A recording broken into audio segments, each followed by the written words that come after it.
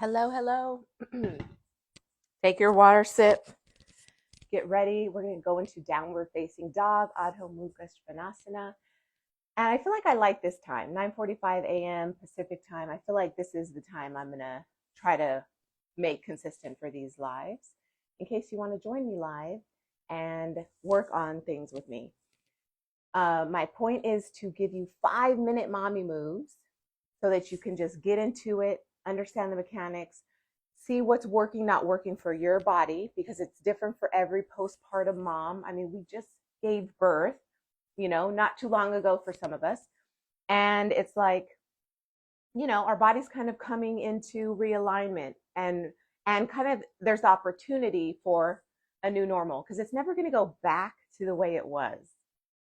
Sorry, it's never going to go back to the way it was before, kids. Your body's just brand new. It's different. So what can we learn from it? How can we make more comfortable, make feel more good our body parts?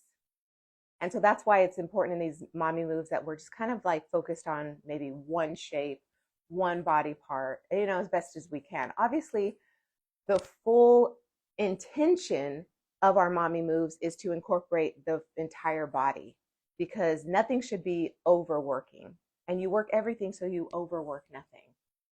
And so if we remember the mechanics of what our body should be doing at any minute, even sitting in this shape right now, I should have a long neck, open spine or open shoulder, clavicle, and just kind of like open neck. I want to remember that. Chest up. Hey guys, thanks for coming on live. And so let's get into it as far as understanding mechanics of downward facing dog. And then making it feel like, whoa, that felt good. Like, okay, I got stronger today in these 5 minutes. So let's start in all fours. So shoulders over wrists, hips over knees, and feet are loose right now, and just give them like a little bang on the floor. Sorry if that's loud. Let that feel good. And just kind of like spend some time on your feet here, just a quick little second. Now, focused on the hands, wrists are parallel with the front wall. To make that happen, keep your middle finger pointed straight forward. So hands are firmly gripping the mat, all 5 finger pads in each hand pressing into the mat, palm into the mat, and upper body gets strong. It's not resting on that. In the shoulder rotator cuff, you're not resting on that. You're actually holding yourself in the shoulder muscle. The lats are wrapped around the ribs. You have a long neck. And then from here, take your hips up and back. Tuck your toes, lift your hips. And so here we remember how our hands are supposed to be. Now add the upper arm. So the bicep moves away from the body, like externally rotate the arm, and the tricep starts to move toward the body. And now downward facing dog is really first and foremost a lengthening of the spine. So remember that. Keep the head in line with the spine. So the neck is just an extension of the spine, that cervical neck. So that cervical spine kind of wants to, round a little bit and come up. But do whatever feels comfortable. The head is loose, but it's still supported. It's still not flapping. Okay, so think of it that way. And then elongate your spine and then bend your knees however much to make that happen. Sit bones are pointing up to the sky. Open the back. So pull all the muscles away from the spine and wrap them forward toward the core. Think of that abdominal wall. Okay, so from here, we've got a nice firm base. If you ever feel like, okay, that's too much, come down to your all fours.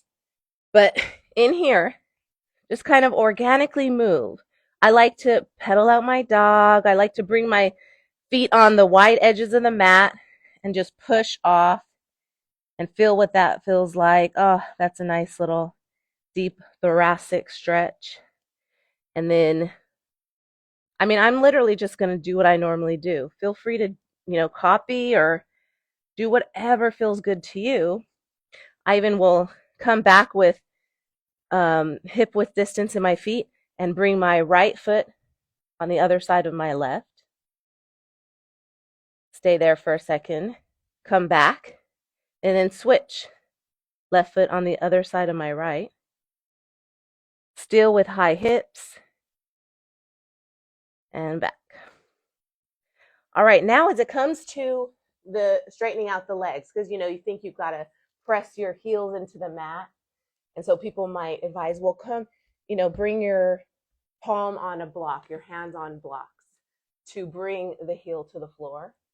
And that's just when you're working on the stretch and your intention is to reach heels to the mat. I suggest just bending the knees and focusing on that. Focusing on first the spine. When you get the upper body mechanics down, then you can go into, okay, what's that look like with my low half? So even my heels don't touch the mat. And, I don't know that they ever will. So feel into your down dog. Remember the mechanics the entire time. We're going to do a couple drills. We're going to feel strong in our upper body after this, but we're really almost done. So downward facing dog. And just do some chaturanga. Get your stance. Do some chaturanga push-ups. So 1, hips up. 2, 3, 90-degree bend in the arm. And just come down. No more than that. Elbows are shooting backward. Final 1. Push up. Now you might need to walk your feet back. Come into a high plank. Maintain your posture here. Don't sag your hips down, but instead keep them in line with the spine. And the more you do that, instead of like getting your hips higher, the more you drop them in the exact alignment they want to be, the core fires. And it gets like, oh, this got real. But that's what you want. Stay here for 5, 4, 3, 2, 1. Drop your knees. And we're done. Ta-da. Thanks for coming on with me. Hey. My husband, my biggest fan. Peace.